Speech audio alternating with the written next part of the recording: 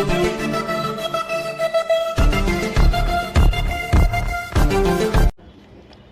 দর্শক, আসসালামু আলাইকুম। আমি ডক্টর সাবিনা ইয়াসমিন। আজকে আমার আলোচনার বিষয় হোমিওপ্যাথিক মেডিসিন নিয়ে। মেডিসিনটার নাম হলো বেরাইটা কার্ভ। এটা তৈরি হয় বেরিয়াম কার্বনেট এর সাথে দুগ্ধ শর্করা মিশ্রিত করে তারপরে এই ওষুধটি তৈরি করা হয়।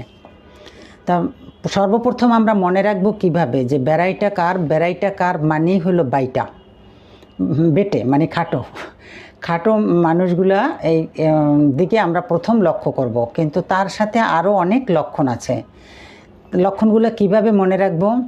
যেমন বাচ্চাদের কথা আমি প্রথম বলি। বাচ্চাদের তাদের বয়সের সাথে তাদের দৈহিক কাঠামো বৃদ্ধি পায় না, তাদের বুদ্ধি কম এবং চেহারার মধ্যে একটা বুদ্ধিহীনতার একটা প্রতিবন্ধকতার একটা ছাপ থাকে। বুদ্ধি কম মানুষ হাসে ফ্যাফা করে, তাকায় ভ্যাবা করে, আবার সমাজে বসলে এমন দুই একটা কথা বলে, তার বুদ্ধিহীনতার পরিচয় থাকে, আক্কল জ্ঞান কম যে শিশুর। দ্বিতীয় কথা, বাড়িতে কোনো মেহমান যদি আসে, ওই বাচ্চা সামনে আসে না, সে দৌড় দিয়া যায়, পালায়, ক্ষীণমন্যতা আর কি, ও সামনে আসতে পারে না। স্মৃতিশক্তি প্রচুর দুর্বল, কিছুই তার মনে থাকে না, বাচ্চার কিছুই মনে থাকে না। অনেক সময় চেনা মানুষও সে অচেনা ভাব ধরে, কিছুক্ষণ পর তার নামটা মনে পড়ে। সবচেয়ে উল্লেখযোগ্য একটা লক্ষণ হলো, সব বাচ্চা যখন খেলাধুলা করে, ওই বাচ্চা তখন খেলাধুলা করে না। বাড়ির আঙিনায় দেখে জোর ঝাঁপ করে অনেক বাচ্চারা খেলাধুলা হই হুল্লা করতেছে, কিন্তু সে ঘর থেকে বের হবে না, সবসময় গুটিয়ে বসে থাকবে। বাচ্চারা সাধারণত দুষ্টামি করে, এক জায়গার জিনিস আর এক জায়গায় নেয়, আর এক জায়গার জিনিস আর এক জায়গায় নেয়, উপরের জিনিস নিচে ফেলে এলোমেলো করে, কিন্তু সেই বাচ্চা দুষ্টামিও করে না। আমরা প্রতিবন্ধী রোগীদের বেলায় এই ঔষধটা মোটামুটি স্মরণ রাখি। কিন্তু এখন বড়দের নিয়ে আলোচনা করি।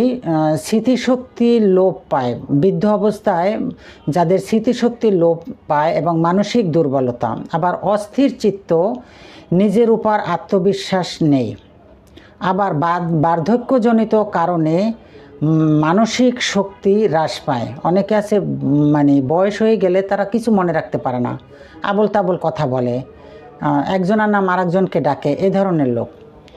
মস্তিষ্কের মধ্যে খালি বোধ অনুভব করে, আবার কানে কম শোনে, কানের মধ্যে তীক্ষ্ণ শব্দ হয়। অনেকের বয়স হয়ে গেলে কিন্তু কানে কম শোনে, আবার কানের মধ্যে তীক্ষ্ণ শব্দ হয়, চিলিক মারে, সে নিজে আবার বলে রোগী। আবার চোখের সামনে বয়স হয়ে গেলে চোখের সামনে ঝিলিক মারে, চোখের সামনে গজের মতো কিছু অনুভব হয়। আবার হৃদকম্প, কোনো স্থানে হৃৎপিণ্ডে তার বেশ কষ্ট হয় শ্বাস নিতে, এরকমের। ঘাড়ের চারপাশে, ঘাড় যেটাকে বলে আমরা, ঘাড়ের চারপাশে চর্বিযুক্ত টিউমার থাকে, ঘাড়ের চারপাশে থলথলা কিছু মাংসর ভাবও থাকে। ডাক্তার এলেন বলেন, গলা ক্ষত রোগের সাথে কানের পুজ থাকিলে এবং যাহার প্রায় একই পীড়ায় আক্রান্ত হয়, সেক্ষেত্রে আমরা বেরাইটা কার্ভ চিন্তা করতে পারি। গলগণ্ড রোগের বেলাও চিন্তা করতে পারি, যদি লক্ষণ তার মিলে। টিউমার থলথলে মেদপূর্ণ অদ্ভুত কোনো টিউমার হইলে সেখানে আমরা বেরাইটা কার্ভ দিতে পারি। কিন্তু একটা সতর্কতা থাকতে হবে যে ক্যালকেরিয়া কার্ভ এর সঙ্গে দেওয়া যাবে না, বা ক্যালকেরিয়া কার্ভ আর বেরাইটা কার্ভ দুইটা সম্পূর্ণ শত্রু ভাবাপন্ন।